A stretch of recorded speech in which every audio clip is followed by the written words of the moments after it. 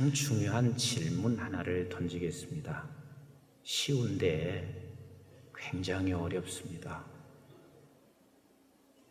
근데 어려운데 참 쉽습니다. 여기 계신 우리 목사님들께서 내 안에 정말 간절한 소망을 갖고 있는지 묻고 싶습니다.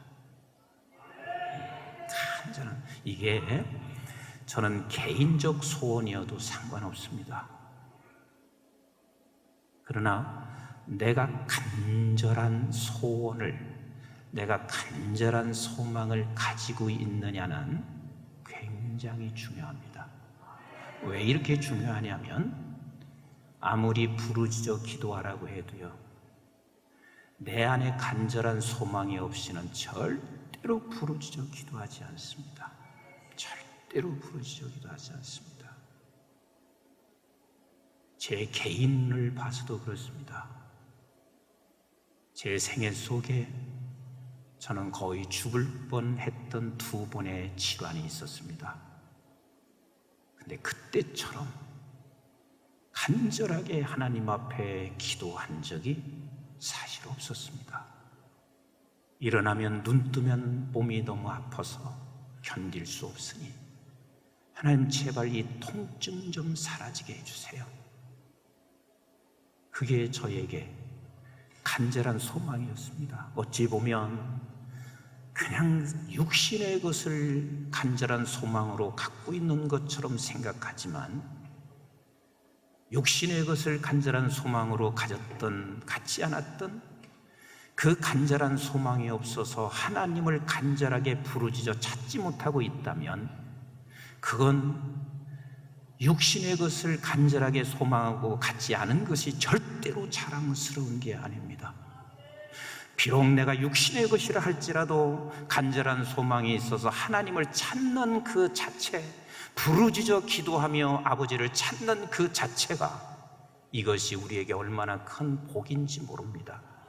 그런데 오늘날 대다수 보면 간절한 소망이 없습니다. 뭘 보면 알 수가 있냐면 부르짖어 기도하는 것을 보기가 참 힘듭니다. 물론 부르짖어 기도하는 것이 목소리만 높인다고 그런 것은 아니지만 목소리를 높이지 않아도요, 간절한 소망을 가지고 기도하는 사람은 거의 굴러요. 어떻게 감당할 길이 없어요. 내가 소리만 지르지 않을 뿐이지 이 속에서 나오는 이 간절함이라는 것은 말로 표현할 수가 없어요. 또 한 번의 간절함이 있었습니다. 남들이 은혜를 받는데요, 나도 그렇게 은혜를 받고 싶었습니다. 제가 다른 사람들 다 은혜를 받는데 나도 은혜를 받고 싶었습니다.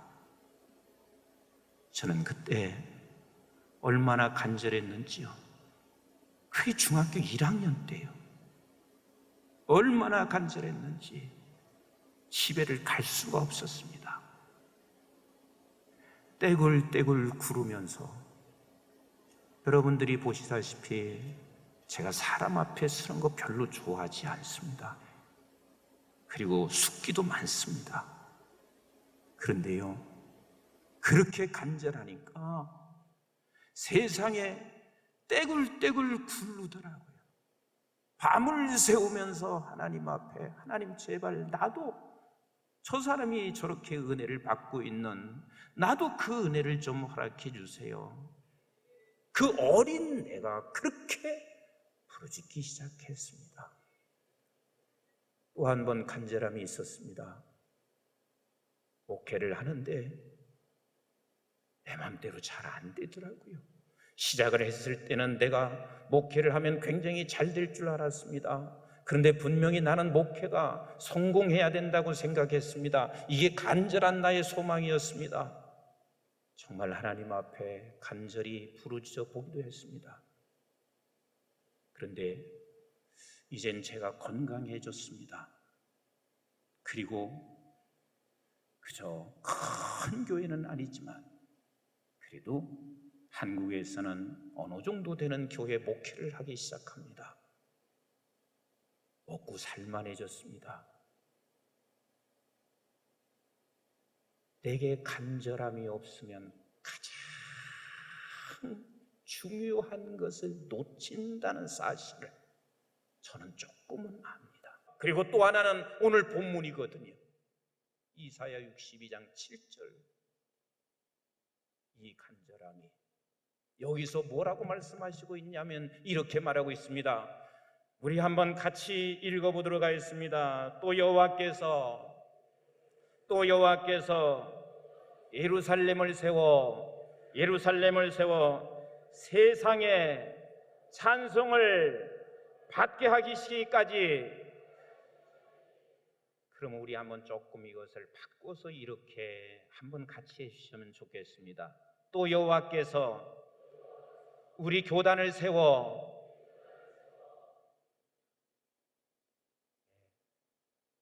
다시 한번 하겠습니다. 또 여호와께서 우리 교단을 세워 세상에서 찬송을 받게 하기까지 그로 쉬지 않게 하라.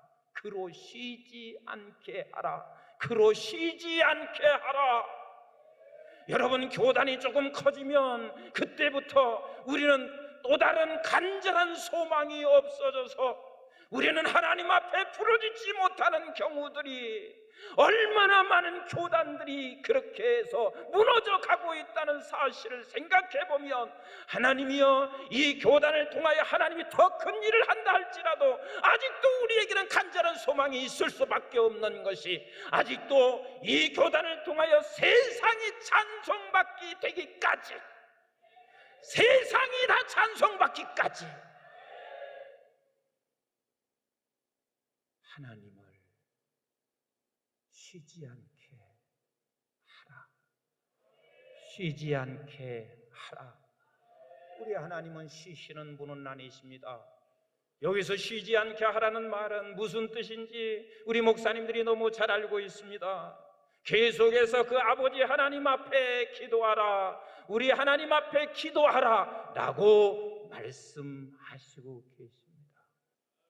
그래서 제가 여러분들에게 지금 서두에 묻고 있는 겁니다. 내가 정말 간절한 소망이 개인적인 것이나 교회적인 것이나 아니면 우리 교단의 것이나 아니면 또 말씀을 통해서 내가 가지고 있는 간절함이 있는가 하는 것입니다. 간절함이 있는가. 근데 죄송한 표현이지만 제가 이렇게 보면 우리 한국교회 목사님들이 이 간절함이 거의 사라졌습니다. 거의 없습니다. 내가 우리 총회장님을 너무 내가 좋아하는 게요, 다른 게 아니에요. 나는 이분 속에서 간절함을 봤기 때문에 그래요. 보기 힘든 이 간절함을 이분 속에서 봤기 때문에,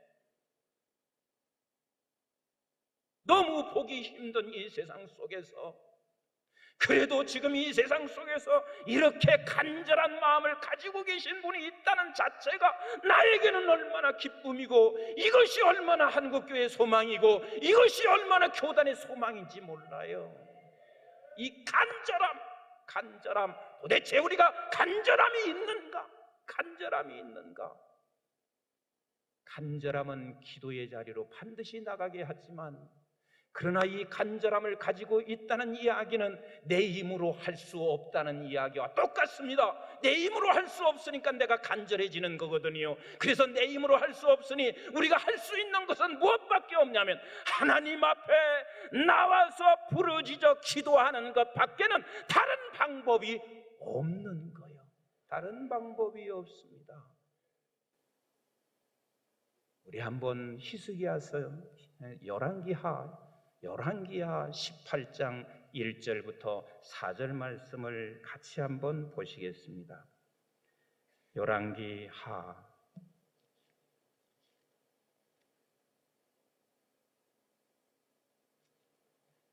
열왕기하 18장 1절부터 4절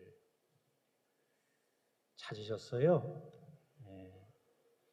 성도들한테는 성경 찾으라고 하는데 목사님들은 잘 안 찾는 경우들이 좀 있더라고요.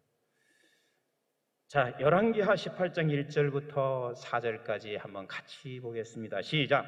이스라엘의 왕 엘라의 아들 호세아 제3년에 유다 왕 아하스의 아들 히스기야가 왕이 되니 그가 왕이 될 때에 나이가 25세라. 예루살렘이 29년간 다스리니라. 그의 어머니의 이름은 아비요 스가랴의 딸이더라. 히스기야가 그의 조상 다윗의 모든 행위와 같이 여호와께서 보시기에 정직하게 행하여 그가 여러 산들을 제거하며 주상을 깨뜨리며 아셀의 목상을 찍으며 모세가 만들어 놨던 놋뱀을 이스라엘 자손이 이때까지 향하여 분향함으로 그것을 부수고 느후스단이라 일컬었더라. 25세의 나이 히스기야 왕은 보통 분은 아니었습니다. 모든 우상을 다 제거하는데 그 우상 속에 이 우상이 들어있는데 놋뱀을 제거했습니다. 놋뱀을 제거했습니다. 그런데요, 놋뱀을 제거하는 것은 히스기야 왕의 왕직을 버리는 것하고 똑같습니다. 놋뱀이 무엇인가 우리는 잘 알고 있지 않아요?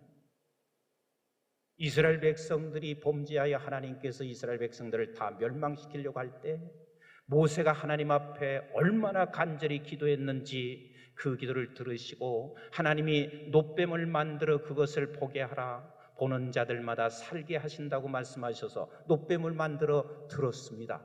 그래서 살았습니다. 그런데 지금 히스기야 왕의 시대에 와서는 이 놋뱀이 우상이 됐습니다.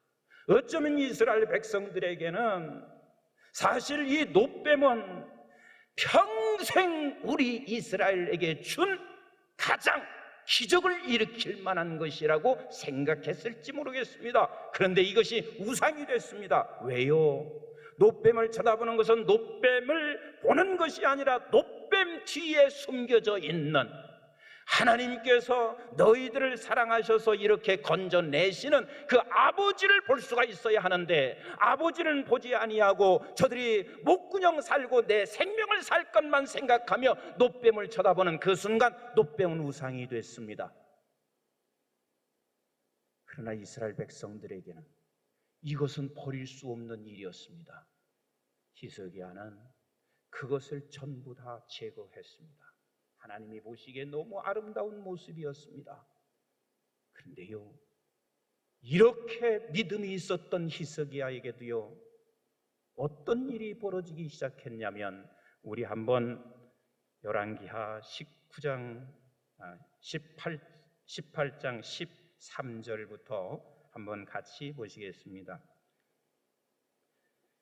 18장 13절 시작. 히스기야 왕 제14년에 아수리아 왕 사네립이 올라와 유다 모든 견고한 성읍들을 쳐서 점령하며 유다 왕 히스기야가 라기스로 사람을 보내어 아수르 왕에게 이르되 내게 범죄하였나이다. 나를 떠나 돌아가소서. 왕이 내게 지우시는 것을 내가 당하리이다 하였더니 아수르 왕이 곧 은 300달란트와 금 30달란트를 정하여 유다 왕 히스기야에게 내게 한지라. 히스기야가 이에 여호와의 성전과 왕궁 곳간에 있는 은을 다 주었고 또 그때에 유다 왕 히스기야가 여호와의 성전 문의 금과 자기의 모든 기둥에 입힌 금을 벗겨 모두 아수르 왕에게 주었더니 세상에 이렇게 우상을 다 철거해낸 히스기야 왕이요, 지금 아수르 사네립이 쳐들어와 자기를 포위하고 있는 그 순간 그는 벌벌벌 떨기 시작하고 있습니다. 왜? 속수무책입니다. 아무것도 할 수 없습니다. 왕으로서 나라는 지켜야 하는데 당신이 할 수 있는 건 아무것도 없습니다.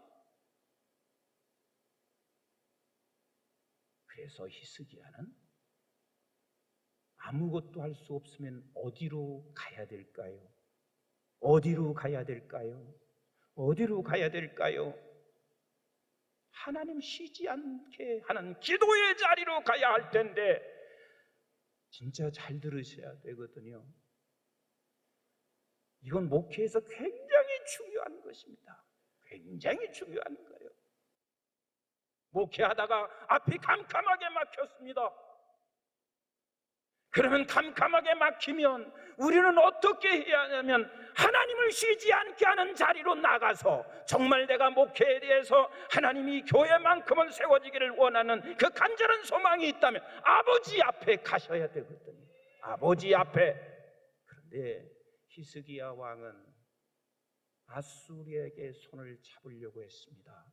아수리에게 마음을 주려고 했습니다. 그래서 그 산헤립이 요구하기를 금 30달란트, 은 300달란트를 요구했습니다. 우리가 생각할 때는 은 300달란트, 금 30달란트가 별거 아닌 것이라고 생각할 수 있을지 모르지만, 한 달란트가, 은 한 달란트가 6천 데나리온입니다. 그러면 300달란트면은요 180만 데나리온. 하루 품삯 20만 원을 계산한다면, 오늘날로 계산하면 3,600억입니다. 놀리지도 않으세요? 금은 30달란트는요 은의 30배가 됩니다. 그러면 은으로 계산한다면 900달란트입니다. 이 900달란트를 오늘날로 돈으로 계산한다면 1조가 넘습니다. 1조가 넘습니다. 어마어마한 거예요.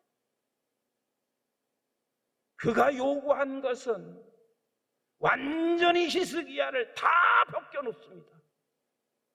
그래서 자기가 있는 것도 다 내주었지만 성전에 있는 이 금으로 맺기한 것들을 전부 다 긁어서 그에게 다 갖다 바쳤습니다. 그런데 해결됐나요? 해결됐나요? 해결됐나요? 어제 총회장님 말씀하시잖아요.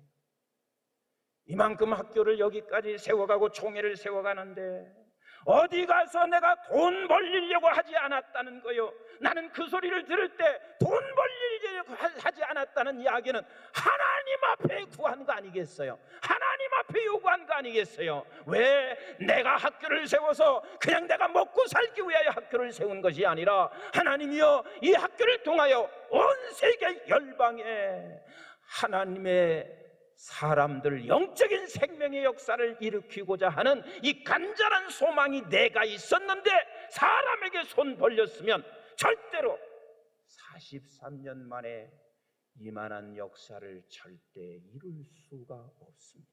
우리 한번 열왕기하 19장 한번 같이 보겠습니다. 열왕기하 19장.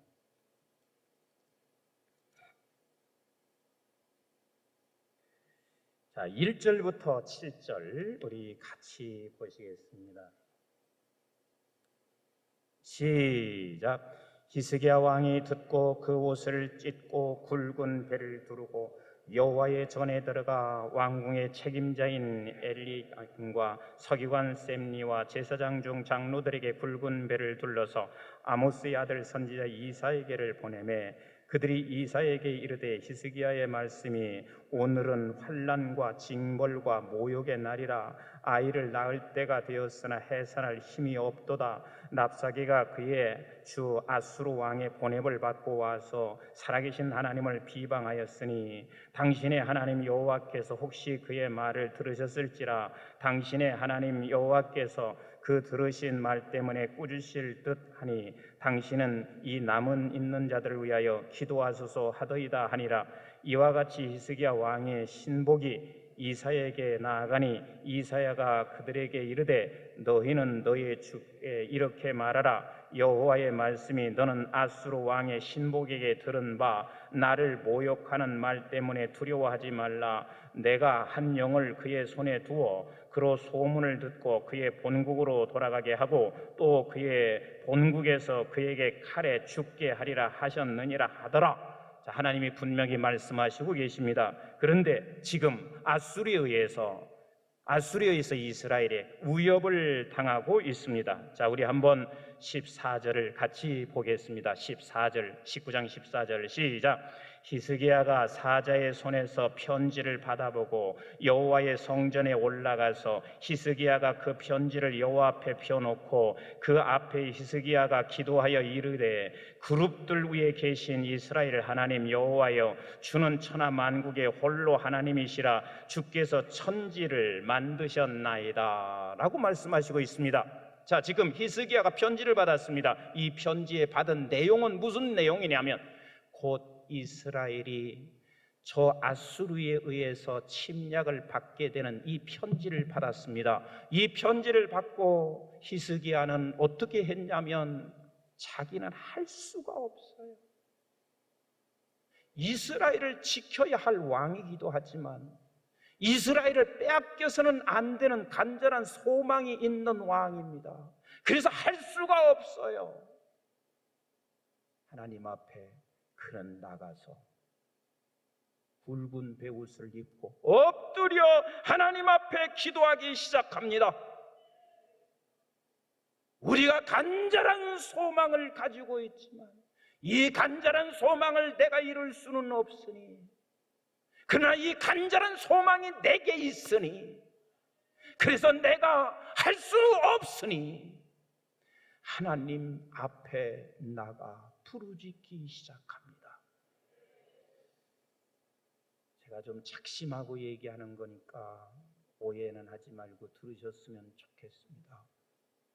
나는 근래의 목사님들이 간절한 소망이 있는지를 잘 모르겠습니다. 한국 교회가 다 빼앗겨가고 있는 것이 편지가 내 손에 들려지고 있거든요. 우리 다음 세대가 다 빼앗겨가고 있는 것이 이 편지가 내 손에 들려지고 있거든요. 한국교회가 문이 지금 닫아가고 있는 것이 지금 우리 모든 목회자들의 손에 이 편지가 들려지고 있거든요. 그런데 이 편지를 받고 굵은 베옷을 입고 엎드려 기도하시는 분보다는 미리 접자, 미리 접자. 그래도 성도 몇 명이 있을 때 빨리 성전 팔자. 저에게도 여러 목사님이 오셨습니다. 목사님, 우리 교회 접수해 주세요. 그리고 얼마만 좀 주세요. 나는 그 소리 들을 때마다 가슴이 메어집니다. 가슴이 메어집니다. 교회가 안 되는 것을 보면 이 편지를 받고 우리 아버지 앞에 나가야 될 거 아니겠어요?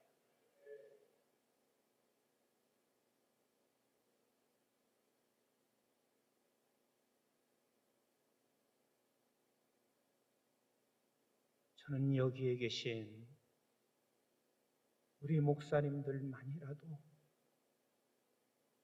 정말 한국 교회가 지금 위기에 왔다는 편지를 받으시고, 그런데 위기를 왔는데 이 편지를 받았는데 위기대로 놔둬서는 안 된다는 간절한 소망이 우리에게 있어서 우리 아버지 하나님 앞에 나가서 부르짖어 기도하며 하나님을 나는 쉬게 할 수가 없어요.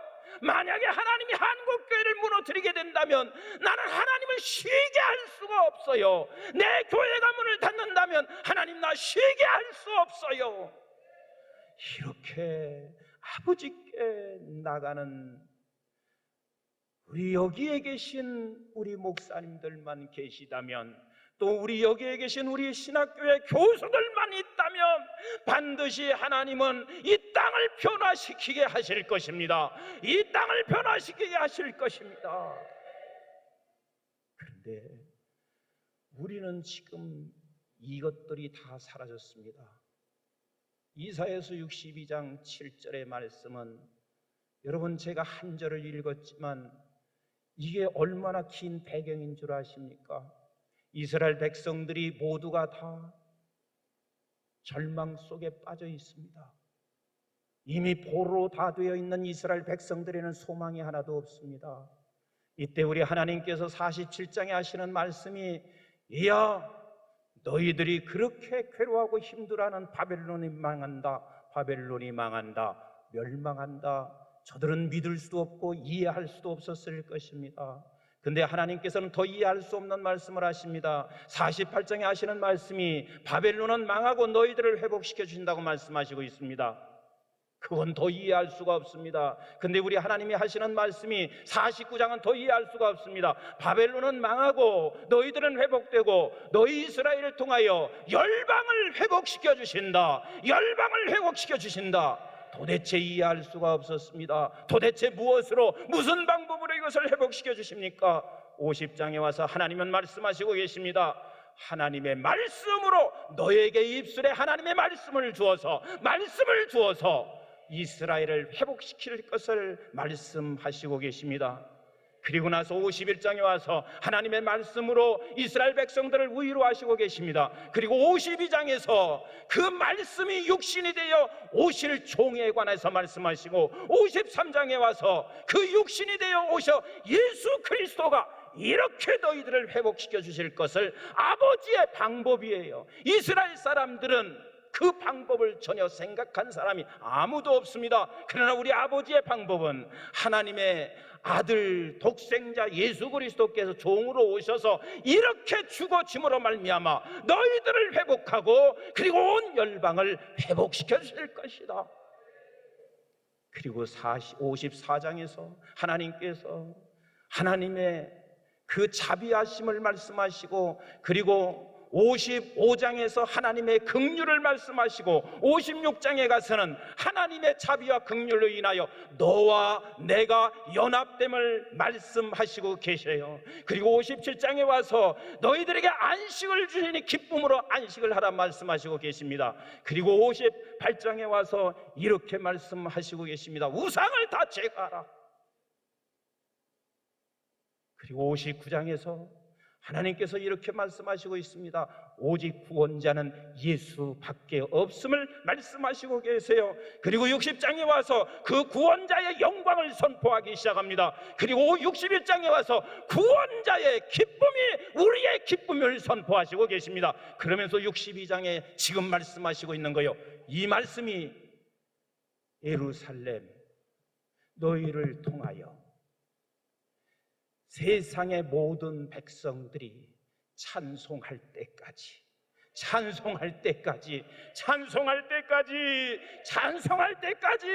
하나님을 쉬지 않게 하라. 이것이 우리 신학교에서 계신 우리 교수님들이나 우리 모든 목사님들이 이게 가슴에 꽂혀졌으면 좋겠습니다. 우리 교단을 통하여 같이 합시다. 우리 교단을 통하여 세상이 찬송할 때까지 하나님을 쉬지 않게 하자. 그러기를 원하시면 아멘.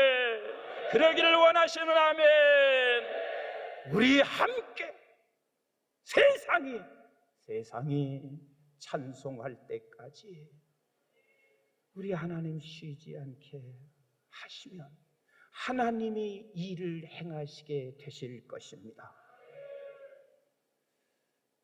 아주 유명한 목사님이 저한테 그래요.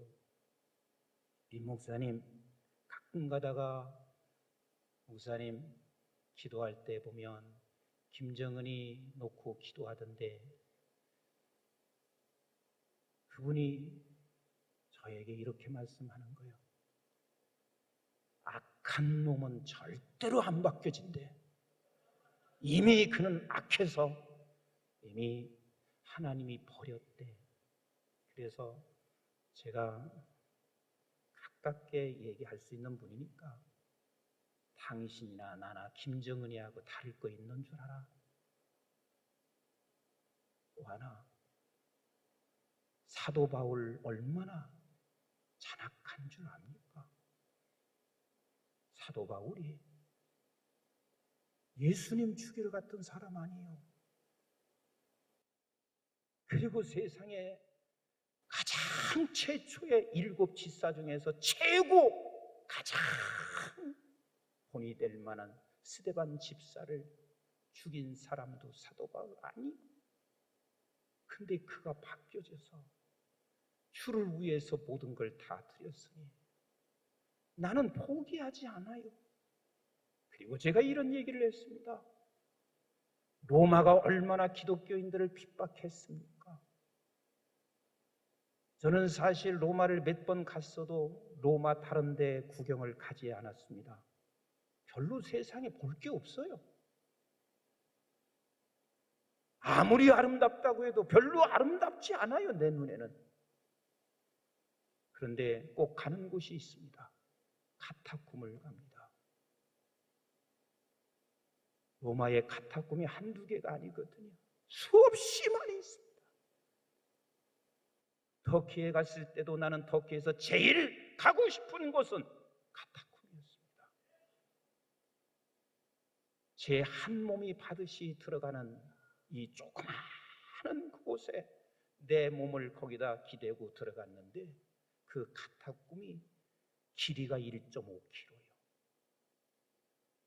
안에 들어가 보면 세상에 그렇게 신앙생활하면서 이렇게 이 사람들이 눈물과 환난과 고통을 당했구나. 그들이 찬송가를 그 옆에 벽에 붙여 그 막 써놓고요. 그리고 성경 말씀을 써놓고요. 여기서 저들이 나올 수 없는 상황에서 그 평생을 있는다고 한번 생각해 보세요. 그렇게 핍박을 받았던, 그렇게 핍박을 했던 로마 시대 콘스탄틴 대제가 어떤 이유에서든 그가 주님을 영접하고 나니 313년에 기독교를 공인했습니다. 기독교를 공인하고 난 후에 그 얼마나 선교 사역이 확대되기 시작했나요? 나는 그래서 포기하지 않습니다. 왜요? 이 민족이 나라는 사람을 통하여, 교회를 통하여, 우리 교단을 통하여 세상이 하나님을 찬송할 때까지는 우리는 포기할 수가 없습니다. 그래서 나는 하나님, 김정은이 예수 생명이 들어가게 해주세요. 그놈 가서 멸절시키고 죽게 해달라는 기도보다는 예수 생명이 그에게 들어간다면, 김정은이가 들어간다면요 2300만의 북한 사람들은 금방 예수로 다 바뀌어지기 시작할 것이며, 그리고 저들이 북한 사람을 만나보면 아시겠지만 대단합니다. 우리는 지금요 조금만 어려운 지역도 가지 않습니다. 어려운 선교 지역도 가지 않습니다. 그러나 저들은요 별곳을 다 갈 수 있습니다. 제가 작년에도 블라디보스토크에서 러시아 노동자 3명을 은밀히 만났습니다. 그 은밀히 만난 것은 이분들은 이미 예수가 그 안에 있는 사람들이었고, 그리고 이미 이들은 자유를 찾고 싶어 하는데, 그러나 가족 때문에 할 수 없는 3분이었습니다. 근데 이분들이 어떻게 사는 줄 아십니까? 그 추운 곳에서 노동을 해서 8시간 노동한 것은 100% 김정은이에게 다 들어가야 합니다. 액수를 채우려면 반드시 그것이 다 들어가야 되는데, 여기까지 와서 돈 조금 벌지 않고 집으로 들어갈 수가 없어서 그들이요 쪽잠을 자면서 밤을 지새우고, 그래서 건설 현장에서, 벌목 현장에서 밤을 지새우면서 일하는데요, 한국 사람은요 전혀 불가능합니다. 전혀 불가능합니다. 그런데 그들은 가능합니다. 그들은 가능합니다. 그래서 저들에게 예수만 들어가면 어쩌면 저들을 통하여 세계 열방을 하나님의 나라를 이룰 것이며 하나님을 찬송하게 하는 생명의 복음을 전할 수 있다고 나는 확신하고 있기 때문에 지금도 나는 쉬지 않고 기도하고 있습니다. 하나님이여, 저 김정은 속에 예수 생명이 들어가게 하옵소서. 그래서 저 북한이 바뀌어지고, 그래서 저 북한 백성들이 예수를 알게 하시고, 그래서 남한 사람들이 정신을 그때 다 버떡 차리게 될 것이 아니겠어요? 또 시기도 하지 않겠어요? 질투하면서 남한 교회가 다시 일어나고 남한 백성이 다시 일어나서 하나님이여 7천만 넘는 우리 한민족이 세계를 책임지게 하여 주세요. 세계를 디아스포라에 있는 700만과 함께 합하여 하나님이여 마지막까지 주님 오시는 그날까지 온 세상이 하나님을 찬송하게 되기까지 우리 아버지를 쉬지 말게 해달라. 아버지를 쉬지 말게 해달라. 아멘이신가요? 아멘이신가요? 그래서 우리는 하나님을 찬송케 하는 일에, 우리 하나님을 찬송케 하는 일에, 온 세계 열방이 찬송케 하는 일에는 반드시 이 세 가지 역사가 일어나면 그 찬송케 하게 하는데, 이 세 가지 역사, 그리고 이 세 가지 역사 뒤에 이것을 일으키는 것이 무엇인지 우리 한번 사도행전 2장 같이 한번 가서 보겠습니다. 이 세 가지가 결과로 나타나야 세상 속에 반드시 찬송이 일어나게 되어 있습니다. 사도행전 2장 43절부터 45절 같이 봅니다. 시작. 네, 45절까지만 같이 합시다. 나눔운동. 나눔운동. 이런 나눔운동, 그러니까 참 목회자들조차도 이리 생각할 수 있습니다. 그냥 불쌍한 사람 조금 나눠주는 거 아니요, 그게 아니라니까요. 이게 나눔운동이요, 절대 쉽지 않고, 그러나 절대 이것을 놓치게 되면 절대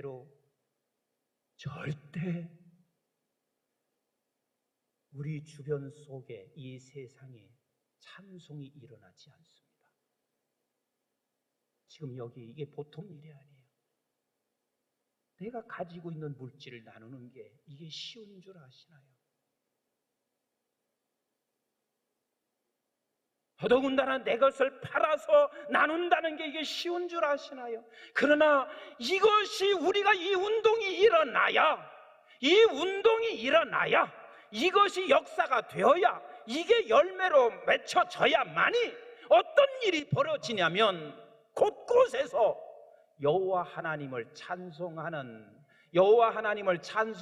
이 일이, 역사가 일어나게 되어 있단 말이요. 근데 이게 얼마나 어려운 줄 아시나요? 그래서 성경은 이렇게 말을 하고 있습니다. 너나 할 것 없이 가지면 가진 대로, 없으면 없는 대로 누구나 다 말세에는 자기 사랑하고 돈 사랑하게 되어 있습니다.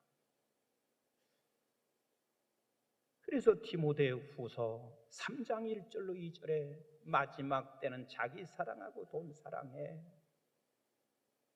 그래서 이 마지막 때는 하나님의 찬송이 없는 마지막 때요, 교회가 무너지는 마지막 때요, 자기 사랑하고 돈 사랑밖에 못해. 그러나 디모데전서 6장에서 뭐라고 말씀하시고 계신가요? 10절에 돈 사랑함이 일만하게 뿌리라. 그런데 이거보다 더 무서운 이야기가 있습니다. 정말 이 말씀은 꼭 우리 목사님들께서 아시는 분도 있겠지만 요건 아예 메모를 해놓고 보셔야 할 부분입니다. 자, 우리 한번 에스겔서 34장, 에스겔서 34장 7절부터 10절 같이 보겠습니다. 시작. 그러므로 목자들아, 여호와의 말씀을 들을지어다. 주 여호와의 말씀에 내가 나의 삶을 두고 맹세하노라. 같이 읽겠어요. 시작. 내 양떼가 노략거리가 되고 모든 들짐승의 밥이 된 것은 목자가 없기 때문이라. 왜 너희들이 양떼가 다 노략거리가 된 줄 아느냐? 너희 양떼가 왜 들짐승의 밥이 된 줄 아느냐? 뭐가 없대요? 뭐가 없대요? 뭐가 없대요?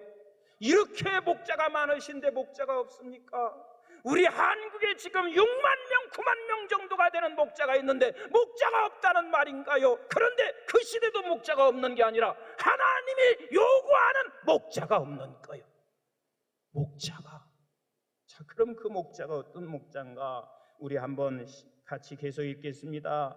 내 목자들이 내 양을 찾지 아니하고 자기만 먹이고 내 양떼를 먹이지 아니하였도다. 나눔은 전혀 없습니다. 나만 배를 채우면 됩니다.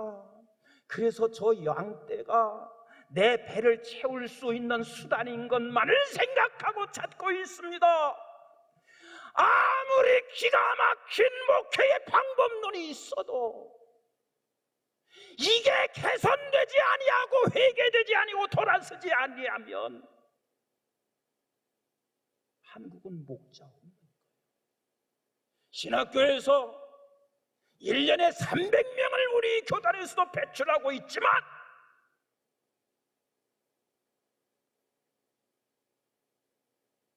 지금 성경에서 말하고 있는 그가 목회 현장에 가서 양이 내 배를 채우는 것으로 하고 있으면 300명이요 영적인 도둑놈을 다 만들어내는 것 아닐까요? 이게 얼마나 무서운 말씀인지 모릅니다. 9절 10절 같이 읽어봐요. 시작. 그러므로 너희 목자들아 여호와의 말씀을 들을지어다. 주 여호와께서 이같이 말씀하시되 내가 목자들을 대적하여 내 양떼를 그들의 손에서 찾으리니 목자들이 양을 먹이지 못할 뿐 아니라 그들이 다시는 자기도 먹지 못할지니라. 내가 내 양을 그들의 입에서 건져내어서 다시는 먹이가 되지 아니하게 하리라. 한국교회가요 자꾸만 목회가 잘 안 되니까 별 수단과 방법을 다 쓰고 있습니다. 얼마나 많은 수단과 방법을 쓰는지 아세요? 그리고 이 수단과 방법은 전부 다 내 저 양떼를 통해서 내 배를 채우기 위하여 수단과 방법을 채우고 있는 것을 당신은 모르고 있어요. 그런데 하나님은 그렇게 보시고 있는 거예요.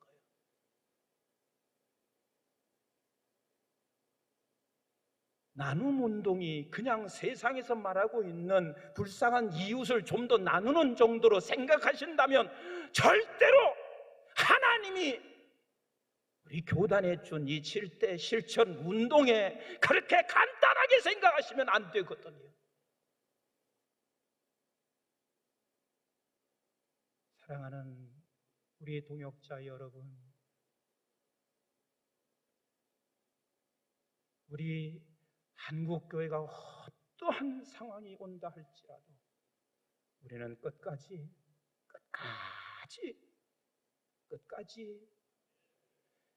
세상 모든 열방이 하나님을 찬송하기까지 우리 하나님을 쉬지 않게 하십시다. 우리의 기도는 다른 게 아니라 성령 충만 아니면 절대로 신앙운동도 일어날 수가 없습니다. 성령 충만 아니면 내가 하나님이 나와 관계하신 우리 아버지가 얼마나 나를 사랑하시는 것도 나는 알 수가 없습니다. 성령 충만이 아니면 나는 절대로 회개할 수 없는 나 자신입니다. 성령 충만 아니면 나눔은 있을 수가 없습니다. 성령 충만 아니면 하나님의 나라 운동은 일어날 수가 없고 성령 충만 아니면 영적 생명의 역사는 일어날 수가 없으니 우리가 이게 간절한 소망이라면 매 순간 걸으면서 부르짖으면서 성령 충만을 내게 우리 교회에 우리 교단에 이 민족에 하나님께서 허락하여 주시어서 세계 열방이 하나님을 찬송하게 하옵소서.